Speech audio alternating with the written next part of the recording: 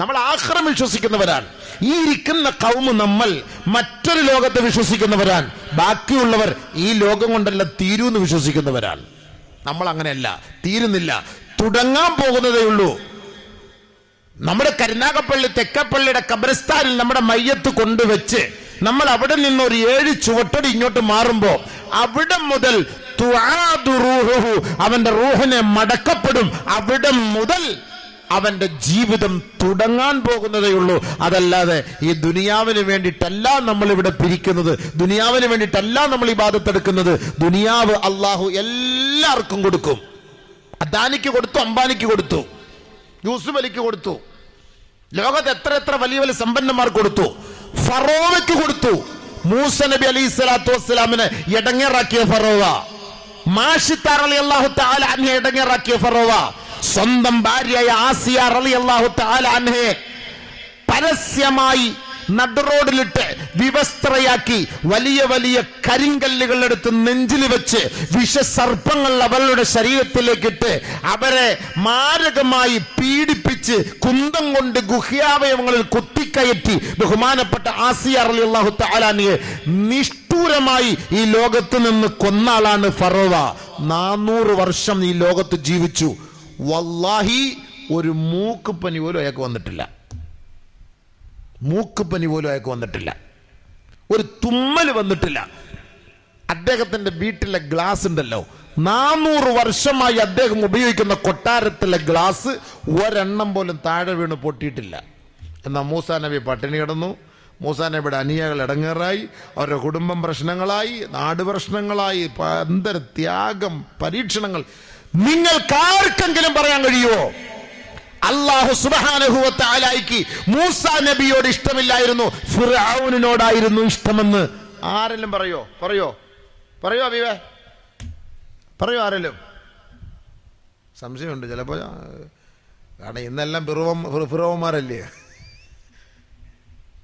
ആർക്കെങ്കിലും പറയാൻ അവകാശമുണ്ടോ? ഇല്ല, പറയൂല. എന്നാ ഫിർഔൻ ആരാണെന്നറിയോ? ഫിർഔന് 2 ഗുണമുണ്ടായിരുന്നു. ഫിർഔനിൽ 2 ഗുണമുണ്ടായിരുന്നു. ഒന്ന്, കണങ്കാലിന് മുകളിലെ വസ്ത്രം ഉടുക്കുകയുള്ളൂ ഫിർഔൻ. 2, നിലത്ത് വീണ ഭക്ഷണം എടുത്ത് കഴിക്കും. ഈ 2 ഗുണം ഫിർഔന്റെ ഗുണമാണ്. നമ്മൾ സ്വീകരിക്കുമോ? നിലത്ത് വീണ ഭക്ഷണം ഫിർഔൻ എടുത്ത് തിന്നും, കണങ്കാലിന് മുകളിലെ വസ്ത്രം ധരിക്കുമായിരുന്നുള്ളൂ. ഈ 2 ഗുണമുണ്ടായിരുന്നു. ബാക്കിയെല്ലാം അവനിലുള്ളത് ദുർഗുണങ്ങളായിരുന്നു. 400 വർഷം ഫിർഔൻ ഈ ലോകത്ത് ജീവിച്ചു. ഒരു കൊറോണയും വന്നില്ല, ഒരു ഒമിക്രോണും വന്നില്ല, ഒരു തുമ്മൽ പോലും വന്നിട്ടില്ല.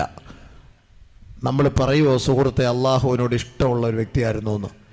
എന്നാലോ മരിക്കാറായപ്പോ ബഹുമാനപ്പെട്ട മൂസ നബി അലൈഹി സ്വലാത്തു വസ്സലാമിനോട് അള്ളാന്റെ തർത്തീബ് ഇതാ വരികയാണ്. മൂസ, നിന്റെ അനുയായികളെ കൂട്ടി നീ ഹിജ്റ പോകണേ. ആ കാണുന്ന സമുദ്രത്തെ കീറി മുറിച്ചുകൊണ്ട് പോയിക്കോ. എങ്ങനെ പോകും പടച്ചവനെ? നിന്റെ കയ്യിലിരിക്കുന്ന വടി കൊണ്ട് നീ അടിച്ചു. അങ്ങനെ അതാ ബഹുമാനപ്പെട്ട മൂസയും അനുയായികളും കടന്നു പോവുകയാ. ആ ഹൈവേ സ്പീഡിലൂടെ ബഹുമാനപ്പെട്ട മൂസ നബിയെ പിൻപറ്റിക്കൊണ്ട് ഫറോവയും കിങ്കരന്മാരും കടന്നു വന്നപ്പോ അല്ലാഹു റബ്ബുൽ ഇസ്സത്ത് ആ ഹൈവേ മുറിച്ചത് അല്ലാഹു കൂട്ടിച്ചേർക്കുകയായി. ആ സമയത്ത് ഫറോവ പറഞ്ഞ ഒരു വാക്കുണ്ട്, ആമൻതു അന്നഹു ലാ ഇലാഹ ഇല്ലല്ലദീ ആമനത് ബിഹി ബനൂ ഇസ്രായീൽ വ അന മിനൽ മുസ്ലിമീൻ അന റബ്ബുകുമുൽ അഅ്ലാ. ഉന്നതനായ ദൈവം ഞാനാണെന്ന് പറഞ്ഞു വാദിച്ചു നടന്ന ഫറോവ ചാവാറടുത്തപ്പോ അവൻ ആ ആഖിറത്തിന്റെ ഭയാനകത കണ്ടപ്പോ, നരകത്തിന്റെ ഗർജനം കണ്ടപ്പോ, ഖബറിന്റെ ഞെരുക്കം അവൻ കണ്ടപ്പോ, ആ മലക്കുൽ മൗത്തിന്റെ ഭീകരരൂപം നേരിൽ കണ്ടപ്പോ ഫറോവ പറഞ്ഞില്ലേ, ആമന്തു അന്നഹു ലാ ഇലാഹ ഇല്ലല്ലദീ ആമനത് ബിഹി ബനൂ ഇസ്രായീൽ വഅന മിനൽ മുസ്ലിമീൻ. ഏ മൂസാ, നീ വിശ്വസിച്ച നിന്റെ അനുയായി വൃത്താന്തമായ ബനൂ ഇസ്രായേലുകൾ വിശ്വസിച്ച ആ നാഥനുണ്ടല്ലോ, ആ ഏകനായ റബ്ബുണ്ടല്ലോ, ആ റബ്ബിൽ ഞാൻ വിശ്വസിക്കുന്നു മൂസാ.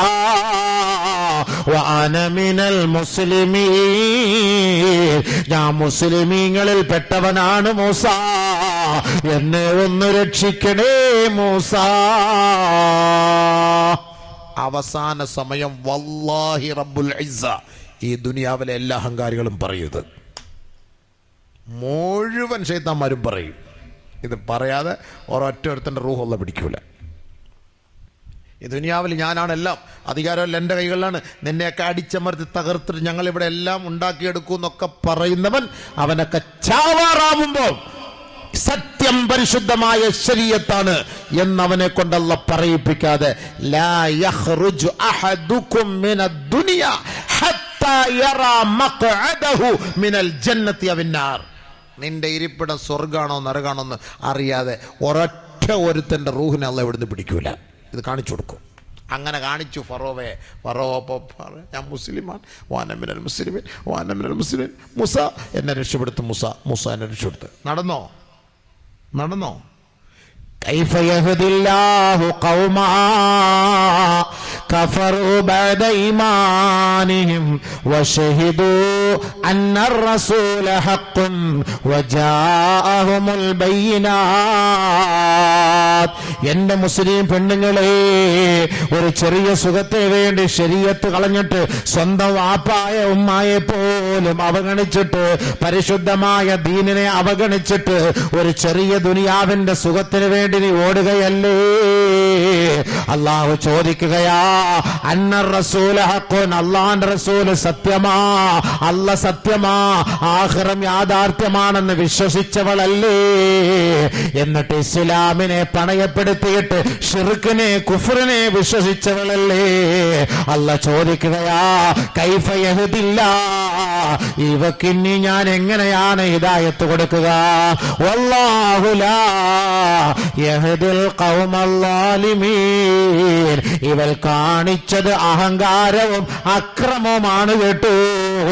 പരിശുദ്ധമായ ദീന് വിറ്റവളാ, ഇത് ഞാൻ അവളെ പരിഗണിക്കില്ല കേട്ടോ.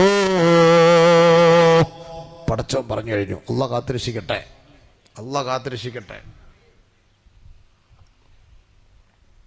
ഈമാൻ കിട്ടി നമ്മളാ. ഈമാൻ കിട്ടി മരിക്കുന്നത് വരെ പിടിച്ചോളി, മുറുക്കെ പിടിച്ചോ. പോയാൽ പോയി. എന്ത് ത്യാഗം വന്നാൽ ഇത് കളയരുത്. നമുക്ക് നമ്മുടെ ഏറ്റവും ഇവിടെ അല്ല സുഖം ഇവിടെ അല്ല മക്കളെ. അടിപൊളിയാ. ഒരു ദിവസം എന്നെ വിളി, സ്വർഗം പറഞ്ഞുതരാം. ഇപ്പം സമയമില്ല, പറഞ്ഞുതരാം. ഞാൻ കുടുംബജീവിതം പറഞ്ഞു തന്നെ. അപ്പോൾ ആരോ വിളിച്ച് പറഞ്ഞു, ഉസ്താദിന് കടുപ്പം കുറയ്ക്കും. എനിക്കപ്പോൾ അത് കേട്ടോ ദേഷ്യം കയറി. അങ്ങനെ പറയണ്ടല്ല, സെൻസർ ചെയ്ത് പറഞ്ഞവൻ്റെ കുടുംബം വേണ്ട, കുടുംബത്തിനെ കൊടുക്കുക, അതൊക്കെ വേറെ പറഞ്ഞുതരാം. പച്ചയ്ക്ക് പറയാൻ കേൾക്കാൻ താല്പര്യമുണ്ടോ പറഞ്ഞു തരും. എൻ്റെ വകയിൽ ആയത്തും അതി തോന്നിട്ട് പറയുള്ളൂ. ആ ചർച്ചയില്ലാത്ത, ഹദീത്തില്ലാത്ത ചർച്ച നമുക്കില്ല. കേൾക്കാൻ താല്പര്യമുണ്ടോ? ഇവിടെ ബ്ലൂ ഫിലിം ഒന്നുമല്ല ചർച്ച, ഖുർആൻ്റെ ഹദീസിൻ്റെ ചർച്ചയാണ്. അത് പഠിക്കണ്ടേ? അത് പഠിക്കാതെ പിന്നെ ആര് പറഞ്ഞു തരും? ഇത് ആർക്ക് പറഞ്ഞിടും? ജൂതന്മാരെ പിൻപറ്റിയിട്ട് ജൂതന്മാർ കാണിക്കുന്ന പോലെ, ജൂതന്മാർ പറയുന്ന പോലെ നമ്മൾ കേൾക്കും. ആദരവായ റസൂലുള്ളാഹി തങ്ങൾ പറഞ്ഞ ഹദീസ് ഒന്ന് കേട്ടോ. لا تقوم الساعة حتى تأخذ أمتي ما أخذ الأمم شبرا بشبر وذراعا بذراع. എന്റെ ഉമ്മത്ത് യൂറോപ്യൻ സംസ്കാരത്തെ ഇഞ്ചോട് ഇഞ്ച് ചാണോട് ചാൺ പിൻപറ്റപ്പെടാതെ അവരെ പിൻപറ്റുന്ന ഒരു കാലം വരാതെ ലോകം അസ്തമിക്കില്ല കേട്ടോ. ലാ തഖൂമു സ്സാഅ, ലോകം അസ്തമിക്കില്ല. ഹത്താ തഅബുദ ഖബായിലു മിൻ ഉമ്മത്തി അൽ ഔസാൻ. അല്ലാഹുവിന്റെ റസൂൽ വർഷങ്ങൾക്ക് മുമ്പ് പറഞ്ഞതാ, ഇതാ യാഥാർത്ഥ്യമായി കേട്ടു. ഹബീബായ തങ്ങൾ എന്താണ് പറഞ്ഞത്? ലോകം അസ്തമിക്കില്ല ഹത്താ യൽഹിഖ ഫിആമും മിൻ ഉമ്മത്തി ബിൽ മുശ്രികീൻ. എന്റെ ഉമ്മത്തിലെ ഒരു വിഭാഗം മുശ്രിക്കീങ്ങൾ ആരാധിക്കുന്ന ബിംബങ്ങളെ ആരാധിക്കപ്പെടുന്ന ഒരു കാലം വരാതെ ലോകം അസ്തമിക്കുകയേ ഇല്ല കേട്ടോ. മുസ്ലിം സഹോദരിമാരും സഹോദരന്മാരും ബിംബാരാധന നടത്തുന്ന കാലം വരാതെ ലോകം അസ്തമിക്കുകയേ ഇല്ല. ശരിയല്ലേ? ശരിയല്ലേ? ശരിയാണോ അല്ലയോ? നമ്മുടെ സഹോദരിമാരും ബിംബങ്ങളുടെ മുന്നിൽ ആരാധന നടത്തുന്നു. അങ്ങനെ ഒരു കാലം വരാതെ ലോകം അസ്തമിക്കൂല. ദുബായിൽ വലിയ ഒരു അമ്പലം പണിതു, പറഞ്ഞായിരുന്നോ സംഭവം? വല്ല അറിഞ്ഞിരുന്നോ? ഇവിടുത്തെ അമ്പലം വെക്കാൻ സമയമില്ല, ഇനി പിന്നെ ദുബായിൽ അമ്പലം വെക്കാൻ പോകുന്നു. ലോകം അറിയണപ്പാ. അവിടെ ഒരു കാളക്കുട്ടി ഉണ്ടാക്കി വെച്ചു, അവരുടെ ദൈവം ഉണ്ടാക്കി വെച്ചു. ആദ്യം പോയി സുജൂദ് ചെയ്താരെന്നറിയോ? അമീറും പെണ്ണും പിള്ളയും. ആരാ പോയി സുജൂദ്? കണ്ടില്ലേ? അല്ല വാട്സപ്പിൽ കണ്ടില്ലേ? കണ്ടായിരുന്നോ? ആരെല്ലാം ഒരാളെല്ലാം കണ്ടവരുണ്ടോ? അൽഹംദുലില്ലാ, അത് ശരിയാണ്. ഇല്ലാതെ ഞാൻ ഈ തള്ളു പുട്ടുകുറ്റി ആ പരിപാടിയില്ല. എന്താ ഉസ്താദ് പുട്ട് തള്ളുന്ന പോലെ തള്ളേ? സംഭവം ശരിയല്ലേ? അത് കണ്ടതല്ലേ? ആര് ഈ ഹദീദ് എടുത്ത് വെച്ച് നോക്ക്. എന്താ നബി തങ്ങൾ പറഞ്ഞത്? എന്റെ ഉമ്മത്തുകൾ ശിർക്ക് വെക്കുന്നവരുമായി കൂട്ടുകൂടാതെ ലോകം അസ്തമിക്കില്ല എന്ന് അല്ലാഹുവിന്റെ റസൂല് പറഞ്ഞത് എത്ര യാഥാർത്ഥ്യമാ. അതുകൊണ്ട് അഹ്ലു ബൈത്തായ നബി തങ്ങളുടെ ഭാര്യമാരോട് പോലും അല്ലാഹുവിന്റെ റസൂല് പറയും, നിങ്ങൾ കേട്ടോ, ഓരോ ദിവസവും അള്ളാഹുവിനോട് ദുആ ചെയ്യണേ, അല്ലാഹുമ്മ സബ്ബിത് ഖൽബി അലാ ദീനിക. പടച്ചവനെ, എന്റെ കൽബ് പരിശുദ്ധമായ നിന്റെ ദീനിൽ തന്നെ ഉറപ്പിച്ചു നിർത്തണേ എന്ന് നിങ്ങൾ ദുആ ചെയ്യാൻ അല്ലാഹുവിന്റെ റസൂൽ നമ്മളോട് പറഞ്ഞിട്ടുണ്ട്. ഖുർആന്റെ ദുആയുണ്ട്, റബ്ബനാ ലാ തുസിഗ് ഖുലൂബനാ ബഅദ ഇദ് ഹദൈതനാ വഹബ് ലനാ മിൻ ലദുൻക റഹ്മാ ഇന്നക അൻതൽ വഹാബ്. അല്ലാഹ്, നീ ഞങ്ങൾക്ക് ഹിദായത്ത് തന്നതിന് ശേഷം ഈ ഹിദായത്ത് നീ പറിച്ചെടുക്കല്ല അല്ലാ, ഞങ്ങളിൽ നിന്ന് അടർത്തി കളയല്ല അല്ലാ, നാളെ നരകത്തിന്റെ അഗ്നിയിൽ നിന്ന് രക്ഷിക്കണേ അല്ലാ. ഇത് ദുആ അല്ലാഹു പഠിപ്പിച്ചെന്നു. എല്ലാരും ഈ ദുആ ചെയ്തോണം. എപ്പോഴാ ഈമാൻ പോകുന്നതെന്നറിയില്ല. അല്ലാഹു കാത്തിരക്ഷിക്കട്ടെ, അല്ലാഹു കാത്തിരക്ഷിക്കട്ടെ. സുഹൃത്തുക്കളെ, നമ്മളിവിടെ ഇരിക്കുന്നത് ഈ ദുനിയാവിൽ ജീവിക്കാനുള്ള വാതിനല്ല കേട്ടോ. നമ്മുടെ ഞാൻ ഈ ഷാളും തൊപ്പിയൊക്കെ ഇടുന്നത്, ഈ ഷാളിടുന്നത് തന്നെ തെറ്റാ. അതറിഞ്ഞില്ലേ സംഭവം? ഈ വാളമ്മ ഇപ്പം ഇതിട്ടാലേ നിങ്ങൾ എൻ്റെ വാള് കേൾക്കുള്ളൂ, അതുകൊണ്ട് ഇടുന്നതാണ്. ഗതിയില്ലാതെ ചില വിഷയം ഗതിയില്ലാതെ നമ്മൾ ചെയ്യേണ്ടി വരുന്നു. എന്ത് ചെയ്യാനാ? വാളിടുന്ന ഈ ഷാളിടുന്ന ആരെന്നറിയോ? ജൂതന്മാര്. ഖിയാമത്ത് നാളിന്റെ അടയാളം നബി തങ്ങൾ പറഞ്ഞു,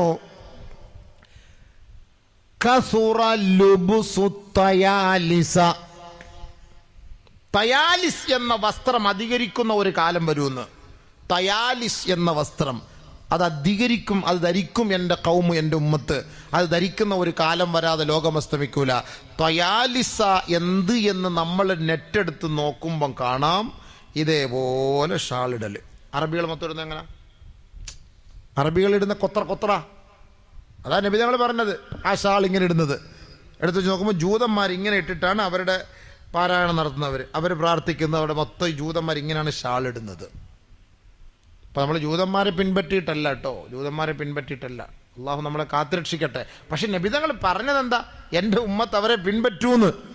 എൻ്റെ ഉമ്മത്ത് അവരെ പിൻപറ്റൂന്ന് പറഞ്ഞപ്പോൾ മെസ്സി പച്ച കുത്തിയത് കണ്ടിട്ട് നമ്മുടെ കൗമ് പച്ച കുത്തി എത്ര പേരുണ്ടെന്നറിയോ? ഇനി അത് മാറുമോ? എത്ര പേര് പച്ച കുത്തി? അതാ ഞാൻ ചോദിക്കുന്നത്, നിങ്ങൾ മനസ്സിലാക്കാൻ വേണ്ടി പറയാം. പ്ലീസ് ദയവേത് മനസ്സിലാക്ക്. നിങ്ങൾക്ക് ഏത് സൈസ് ഏത് മോഡൽ വേണമെങ്കിലും ഞാൻ പറഞ്ഞുതരാം ഇൻഷാ അല്ലാഹ്. എനിക്കതിലൊന്നും പ്രശ്നമില്ല. നിങ്ങൾ ആഗ്രഹിക്കുന്ന പോലെ ഞാൻ പറഞ്ഞത്. ഞാൻ ഇപ്പം ഈ പറയുന്നത് നമ്മുടെ ചിന്തയെ ഒന്ന് ഉണർത്താൻ വേണ്ടി പറഞ്ഞാണ്. മെസ്സി പെച്ച കുത്ത് കണ്ട നമ്മൾ പച്ച കുത്തി. മെസ്സി അണ്ടർവെയർ ഇട്ടത് നമ്മൾ അതേപോലെ അണ്ടർവെയർ ഇട്ട്. മെസ്സിയുടെ ആ ഡ്രസ്സ് നമ്മൾ ഇട്ടു. നബി നിങ്ങൾ പറഞ്ഞാ ഇഞ്ചോട് ഇഞ്ച് ചാണോട് ചാൺ. എന്റെ ഉമ്മത്ത് യൂറോപ്യൻകാരെ പിൻപറ്റാതെ ലോകം അസ്തമിക്കില്ല. നബിയുനാ റസൂലുള്ളാഹി. ഉസ്താദന്മാരും അടക്കം ഞങ്ങളടക്കം വരെ ഇതിൽ ആയിപ്പോയി. അള്ളാഹ് ഞങ്ങളെ കാക്കണേ അടച്ചവനെ. യൂറോപ്യൻ സംസ്കാരത്തെ പിൻപറ്റി വീടുകളിലൊക്കെ യൂറോപ്യൻ ക്ലോസറ്റായില്ലേ? പേര് തന്നെ എന്താ? ഇന്ത്യൻ ക്ലോസറ്റ് എന്നാ അതിൻ്റെ പേര്? ഇന്ത്യൻ ക്ലോസറ്റ് ഇല്ലപ്പ. ഇപ്പോൾ അത് തേടി പള്ളിയിൽ പോകണം. പള്ളിയിൽ പോകുമ്പോഴും പണ്ടാരാതാ. പള്ളിയിലും ഇപ്പം അതാണ് യൂറോപ്യൻ സംസ്കാരം. നിന്നുപെടുക്കുന്ന സംസ്കാരം നമ്മുടെ സംസ്കാരമല്ല. പക്ഷേ നമ്മുടെ മുസ്ലിം പള്ളികളിൽ പോലും നിന്നുപെടുക്കാൻ വേണ്ടി സൗകര്യം ചെയ്തു വെച്ചില്ലേ നമ്മുടെ ഭാരവാഹികൾ? ചെയ്തില്ലേ? ആരുടെ സംസ്കാരം? ഇരുന്ന് പെടുക്കാനും ഇരുന്ന് കുടിക്കാനുമാണ് ഇസ്ലാം പഠിപ്പിച്ചത്.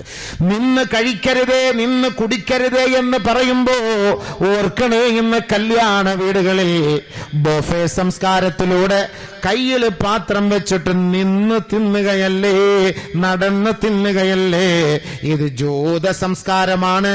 ജൂതന്മാര് തീരുമാനിച്ച പോലെ ആദർശത്തിൽ കൈകടത്താൻ അവരെ കൊണ്ട് സാധിച്ചു. മൊബൈൽ സംസ്കാരങ്ങളിലൂടെ പാട്ട് ഹറാമാണെന്ന് ഇസ്ലാം പഠിപ്പിച്ചപ്പോ, ആ മ്യൂസിക് ഹറാമാണ്, ഫോട്ടോ ഹറാമാണ്, ഇസ്ലാം അത് പഠിപ്പിച്ചപ്പോ ഇതൊരു നല്ല രൂപത്തിലാക്കി കൊണ്ടുവന്നാൽ ഈ സമുദായം അത് അംഗീകരിക്കുമെന്ന് പറഞ്ഞിട്ട് ഇതാ മൊബൈലിന്റെ ഉള്ളിൽ ഇത് മുഴുവനും അവൻ ആഡ് ചെയ്തില്ലേ. ഇന്ന് മിഹ്റാബിന്റെ മിമ്പറിന്റെ അരികിൽ നിന്നിട്ടല്ലേ ഉസ്താദും മോദീനും കൂടി സെൽഫി എടുക്കുന്നത്? ഹറാമാന്ന്. ഇപ്പോ ഇത് ഹറാമാണ്, പള്ളിക്കകത്ത് കേറ്റാൻ പാടില്ല എന്ന് പറഞ്ഞ ഞാനടക്കമുള്ള ഉസ്താദുമാര് 4-3 വീഡിയോയുടെ മുന്നിലിരുന്നാണ് പ്രഭാഷണം. അല്ലേ? ആരെ പിൻപറ്റി? മറ്റവന്റെ ബുദ്ധി ഇങ്ങനെ കൊണ്ടുവന്നാൽ മതി. റാഹത്തായി നിസ്കരിച്ചു കൊണ്ടിരിക്കുമ്പോ മ്യൂസിക് ഹറാമാണെന്ന് പറഞ്ഞാൽ ഈ മുസ്ലിം കേൾക്കൂല. അതുകൊണ്ട് മൊബൈലിനകത്ത് അവൻ മ്യൂസിക് ചേർത്തുകൊട്. അവൻ പോക്കറ്റ് ഇട്ട് അവൻ നിസ്കരിച്ച് 3-ാമത്തെ റക്അത്താവുമ്പോ പലാപ്പള്ളി തിരുപ്പള്ളി റാഹത്തായിട്ട് അവന്റെ നിസ്കാരവും ഖറാബാവും, പള്ളിയും വന്നവരും ഖറാബാവും. അവന്റെ ഐഡിയ എങ്ങനെയുണ്ട്? ഐഡിയ സൂപ്പറല്ല. ഐഡിയ ശരിയല്ലേ? പറഞ്ഞത് ശരിയാണ്. ഞാൻ പറഞ്ഞത് ശരിയാണോ അബീവേ? ശരിയല്ലേ? നിസ്കരിച്ചോണ്ടിരിക്കുമ്പോ എത്ര പേരാ? കരുനാഗപ്പള്ളിയെന്നോ തെക്കേ പള്ളിയെന്നോ ഷേഖ് പള്ളിയെന്നോ അല്ല, പലാപ്പള്ളി തിരുപ്പള്ളി അങ്ങനെ ഇപ്പൊ കേൾക്കുന്നത്. ഇവൻ കിടന്ന് നിൽക്കാൻ വേണ്ടി പാടുപെടും. സാമാനം ഇല്ല, മറ്റേതില്ലയോ? എവിടെ കുത്തണം എന്നറിഞ്ഞൂടാ. മറ്റേന്ന് കിളിക്കുന്നവർ നെക്കി വയ്ക്കാൻ മതി.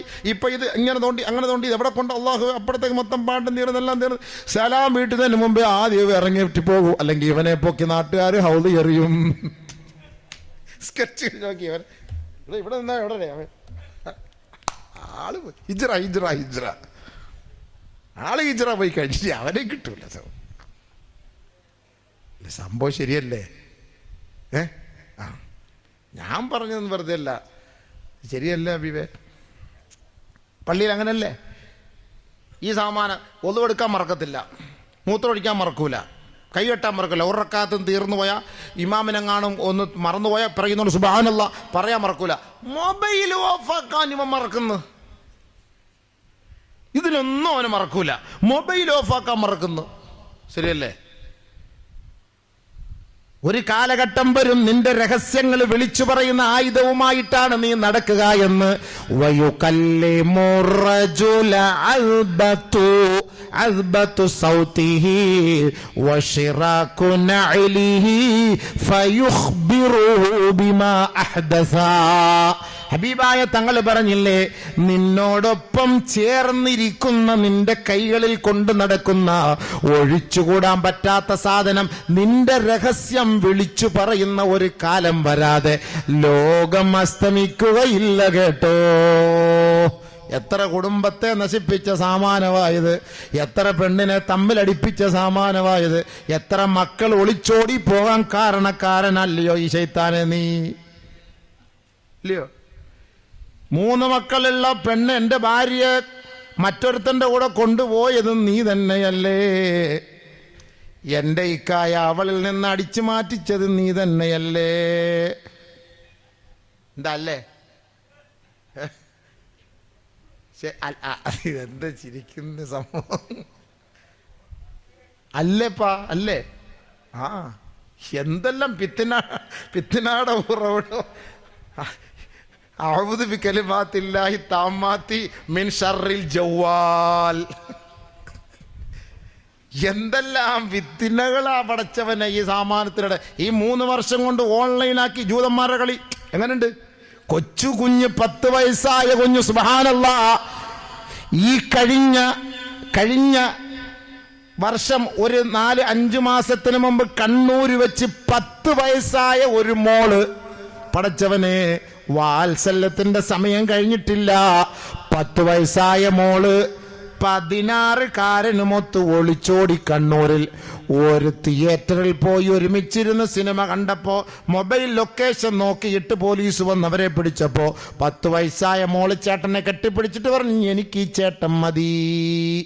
10 വയസ്സ് കണ്ടോ? 10 വയസ്സ്.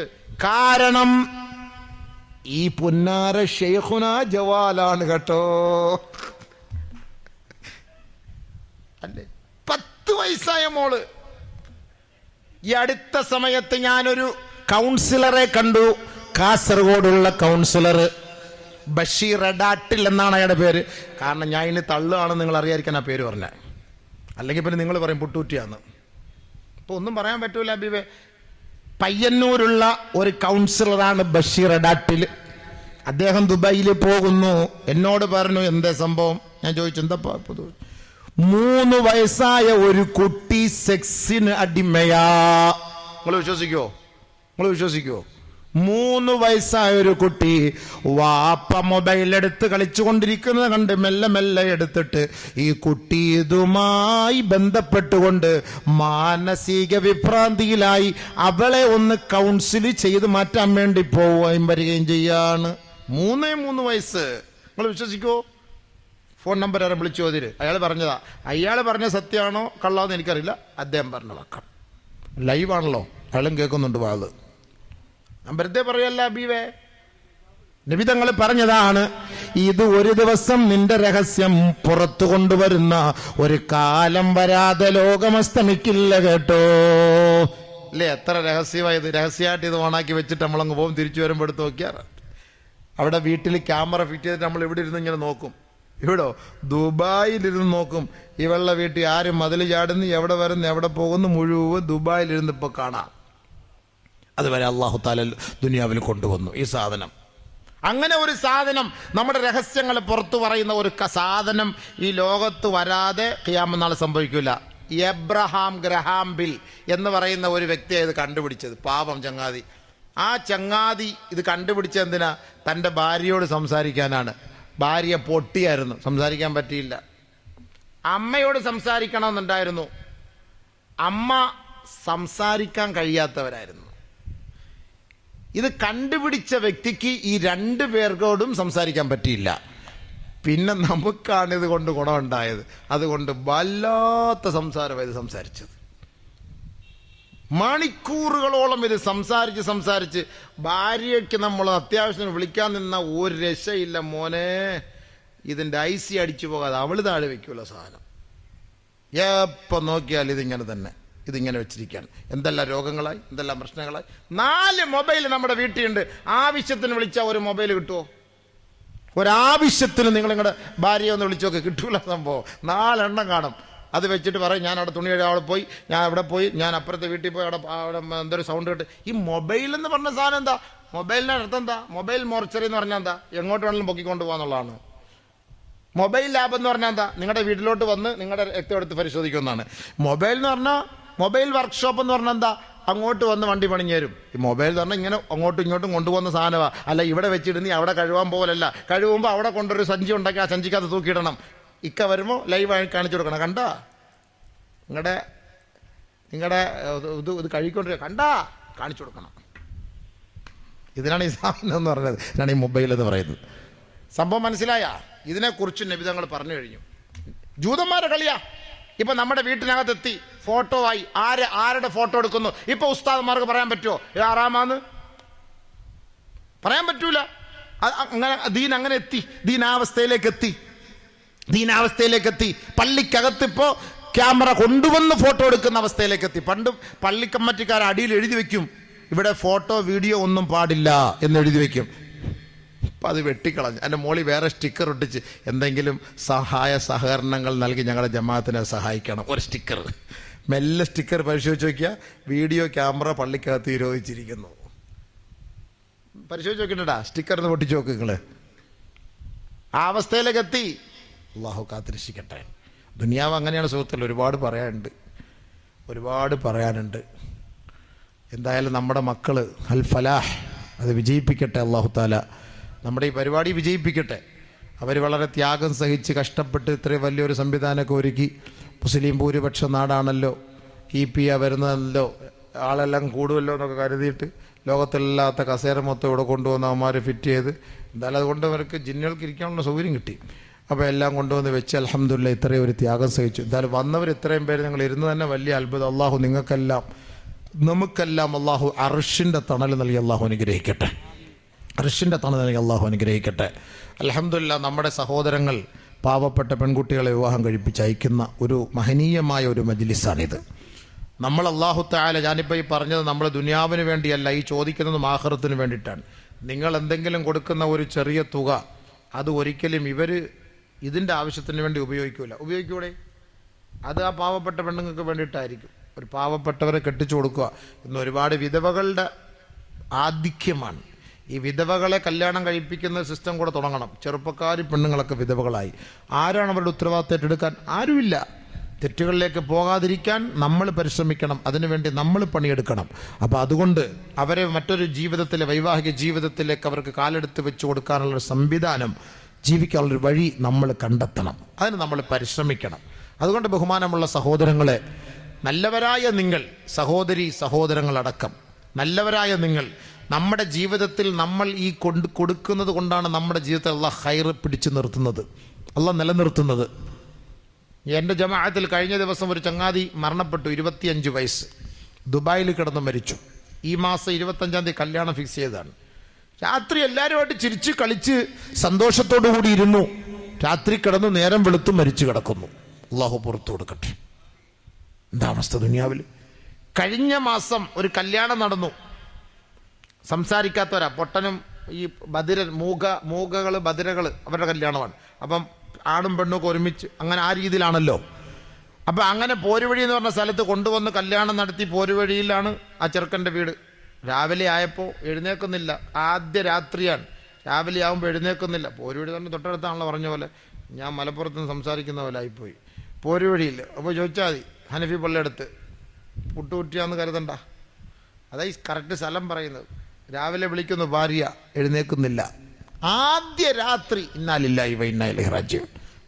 നമ്മൾ കണ്ടല്ലേ, നാളെ കല്യാണം, ഇന്ന് വൈകിട്ട് മൈലാഞ്ചി കല്യാണം, പെണ്ണ് പൊന്നുമോള് മരണപ്പെട്ടു. കണ്ടില്ലേ? കർണാടകയിൽ ഞാൻ പ്രസംഗിക്കാൻ പോയ കഴിഞ്ഞ വർഷം 2022 ആദ്യ രാത്രിയിൽ പെണ്ണ് മരണപ്പെടുകയാണ്. ഹാഫിളത്തായ മോള്. അള്ളാഹു എല്ലാവർക്കും പുറത്തു കൊടുക്കട്ടെ. മനുഷ്യൻ്റെ അവസ്ഥ ഇതാണ് സുഹൃത്തുക്കളെ. നമ്മൾ എപ്പോഴാണ് മരിക്കുക നമുക്കറിയില്ല, ഏത് സമയത്താണെന്നറിയില്ല. നമ്മളൊരു 1000-2000 രൂപയ്ക്ക് വേണ്ടിയിട്ടായിരിക്കും കളവ് പറയുന്നത്. കാരണം കച്ചവടത്തിൽ നമ്മൾ ധാരാളം കളവ് പറഞ്ഞിട്ടാണ് ഈ പൈസ ഉണ്ടാക്കുന്നത്. പന്നമീനും കൊടുത്തിട്ട് പച്ചമീനെന്ന് പറയും, അഴുകിയ സാധനം കൊടുത്ത് നല്ലതെന്ന് പറയും, ഡ്യൂപ്ലിക്കേറ്റ് സാധനം കൊടുത്ത് ഒറിജിനൽ എന്ന് പറയും. ഇതൊക്കെ ഒരു അന്നത്തിന് വേണ്ടിയിട്ടാണ്. പക്ഷെ ഇതൊക്കെ എത്ര വലിയ തെറ്റാണ് ആഖിറത്തിൽ, അതാരും ചിന്തിക്കുന്നില്ല. മൻ ഖശനാ ഫലൈസ മിന്നാ. കച്ചവടത്തിൽ നമ്മെ വഞ്ചിക്കുന്നവൻ നമ്മിൽപ്പെട്ടവനല്ല കേട്ടോ. മുസ്ലിം സഹോദരങ്ങൾ നടത്തുന്ന ഹോട്ടലിൽ അവന്റെ ദാടിയും തൊപ്പിയും കണ്ടിട്ട് ഹലാലാണെന്ന് പറഞ്ഞിട്ട് നമ്മൾ കയറി ഭക്ഷണം കഴിക്കും. അവന്റെ അടുക്കളയിൽ പോയി നോക്കിയാൽ പുഴുവരിച്ച ചിലപ്പോ മാംസങ്ങളും മത്സ്യങ്ങളുമായിരിക്കും കാണുക. ഒരിക്കലും ഒരു സത്യവിശ്വാസിയെ നിനക്ക് അനുവദനീയമല്ല കേട്ടോ. നീ നിന്റെ മക്കളെ തീറ്റിക്കുന്നത് പോലെയാ നിന്റെ കടയെ, നിന്റെ മുഖവും നിന്റെ തഴമ്പും നിന്റെ ദാടിയും നിന്റെ തലപ്പാവും നിന്റെ തൊപ്പിയും ഹലാൽ എന്ന ബോർഡും കണ്ടിട്ട് നിന്റെ കടയിലേക്ക് കയറി വരുന്നത്. തീർച്ചയായിട്ടും ഒരു ഹറാമായ ഭക്ഷണം നീ എവിടെ വിൽക്കാൻ പാടില്ല. എങ്കിൽ അള്ളാഹു ദുനിയാവിൽ നിന്നെ പരീക്ഷിക്കും, ആഖിറത്തിൽ നിന്നെ പിടികൂടും. നിന്റെ തൊപ്പിയും ദാടിക്കും അള്ളാഹു അപമാനമായിരിക്കും നാളെ നൽകുക. അതുകൊണ്ട് ഹലാലിന്റെ ബോർഡ് വെറുതെ പർച്ചേസിന് വേണ്ടി കസ്റ്റമറെ കിട്ടാൻ വേണ്ടി വെക്കല്ലേ. അത് ഹലാലാണെങ്കിൽ യഥാർത്ഥത്തിൽ ഹലാലായ ഭക്ഷണം തന്നെ വിളമ്പണേ. അല്ലാതെ 1000 രൂപയ്ക്ക് വേണ്ടി ഹറാമ് ചത്ത കോഴിയുടെ മാംസം, ചത്ത കോഴിയെ ഒരു മുസ്ലിം പറഞ്ഞതാണ്. ഹഖൻ ഈ വാക്ക്, അത് പിന്നെ ഞാൻ പേരൊന്നും നാളൊന്നും പറയൂല, നിങ്ങൾ തള്ളാന്ന് പറഞ്ഞോളൂ, എനിക്ക് വിഷയമല്ല. ഒരു മുസ്ലിം 5 വഖത്ത് നമസ്കരിക്കുന്ന ഒരു മുസ്ലിം, അദ്ദേഹത്തിന്റെ ഷവർമ കട, അദ്ദേഹത്തിന്റെ ഹോട്ടൽ. അപ്പൊ അദ്ദേഹത്തെ ലോഡ് വന്നപ്പോൾ കുറെ ചത്തു. അപ്പോൾ ഒരു ഉസ്താദ് ചോദിച്ചു, അതെന്താ? അത് ഷവർമയിൽ കയറിപ്പോ ഉസ്താദേ എന്ന്. അദ്ദേഹത്തിന്റെ വാക്കാണ്. ഒരു മുസ്ലിം നമസ്കരിക്കുന്ന, അത് ഷവർമയിൽ കയറിപ്പോ ഉസ്താദേ എന്ന്. ആലോചിച്ചു എങ്ങനെ നമ്മൾ കഴിക്കും? കല്യാണ വീടുകളിൽ നമ്മൾ ഓർഡർ ചെയ്തിട്ട് നമ്മളങ്ങ് പോകും. കല്യാണ വീടുകളിൽ ഓർഡർ ചെയ്തിട്ട് നമ്മളങ്ങ് പോകും. ഇത് കറക്റ്റായിട്ട് ചത്തതാണോ ജീവിച്ചതാണോ, ഇവ അറക്കുന്നതാണോ കൊല്ലുന്നതാണോ കട്ട് ചെയ്ത് എന്താണെന്ന് വല്ലോ നമ്മൾ അറിയുന്നുണ്ടോ? ആരാ ഇതിന്റെ ബാധ്യത? ആരാ ഇതിന്റെ ബാധ്യത? ഈ ഈ പെണ്ണിന്റെ വാപ്പ അല്ലെങ്കിൽ ഈ ആണിന്റെ വാപ്പ, ഇത് ഉത്തരവാദിത്തപ്പെട്ട ഒരാളെ ആ കോഴിക്കടയിൽ നിർത്തണം. ഈ വന്നിരിക്കുന്ന സഹോദരങ്ങൾക്ക് ഹറാമ് തീറ്റിക്കരുത്. അവരുടെ ഇബാദത്തിന് അതൊരു കോട്ടം തട്ടും. 1000 രൂപയ്ക്ക് വേണ്ടി എന്തിനു കള്ളം പറയണം, ഹറാമ് തിന്നണം? സ്വർഗത്തിലേക്ക് പോകേണ്ടവരാണ് നമ്മൾ. വലിമൻ ഖാഫ മഖാമ റബ്ബിഹി ജന്നതാൻ ഫബിഅയ്യി ആലാഇ റബ്ബികുമാ തുകദ്ദിബാൻ. അള്ളാഹുവിനെ ഭയപ്പെടുന്നവർക്ക് 2 പൂന്തോട്ടങ്ങളാണ്, തോപ്പുകളാണ് കേട്ടോ. അത് നിങ്ങൾക്ക് വേണോ? ദുനിയാവിൽ ഒരു ചെറിയ ക്ഷണികമായ നൈമിഷികമായ ജീവിതത്തിന് വേണ്ടി കളവ് പറയല്ലേ, കളവ് പറഞ്ഞ് കച്ചവടം ചെയ്യല്ലേ. 1000 രൂപ 2000 രൂപയ്ക്ക്. അതുകൊണ്ടാണ് നബി തങ്ങൾ പറഞ്ഞത്, കച്ചവടക്കാരെ, നിങ്ങളുടെ കച്ചവടം കഴിഞ്ഞ് കട അടയ്ക്കുന്നതിന് മുമ്പ് ഫശൂബു ബൈഅകും ബിസ്സദഖ, നിങ്ങളൊരു സദഖ കൊടുത്തിട്ട് വേണേ നിങ്ങളുടെ കട അടയ്ക്കാൻ. ചിലപ്പോ ഇന്നത്തെ കച്ചവടത്തിൽ അറിയാതെ വല്ല കളവോ എന്തെങ്കിലുമൊക്കെ സംഭവിച്ചു പോയാൽ ഈ സദഖയുടെ ബർക്കത്ത് കൊണ്ട് അതങ്ങ് റാഹത്താവും. അതുകൊണ്ടാണ് ഞാൻ ഈ പറയുന്നത്. നമ്മളിവിടെ നമ്മുടെ തന്നെ സംഘാടകർ ഇൻഷാ അല്ലാഹ് വല്ല കവർ വല്ലതും ഉണ്ടോ? നാളെ പരിപാടിക്ക് കൊടുക്കണ്ടോ? നാളെ വരുമ്പോൾ അവരെന്തെങ്കിലുമൊക്കെ കൊണ്ട് വല്ലതും ഉണ്ടോ? എന്താ സംഭവം? എന്ത് കൊണ്ടുവന്ന് പറയട്ടെ എന്താന്നുള്ളത്. എനിക്കൊന്നും ഗൂഗിൾ എന്താ,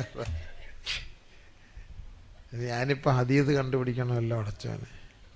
ഗൂഗിൾ പേയുടെ കാലഘട്ടം, പൈസയൊക്കെ അതല്ലേ കവറോടൊപ്പൊക്കെ നിർത്തി കണ്ട. ഡിജിറ്റൽ ലോകമായി, ഉസ്താദന്മാരും എല്ലാം ഇപ്പോൾ ഡിജിറ്റൽ, വാതും ഒക്കെ ഡിജിറ്റലായി.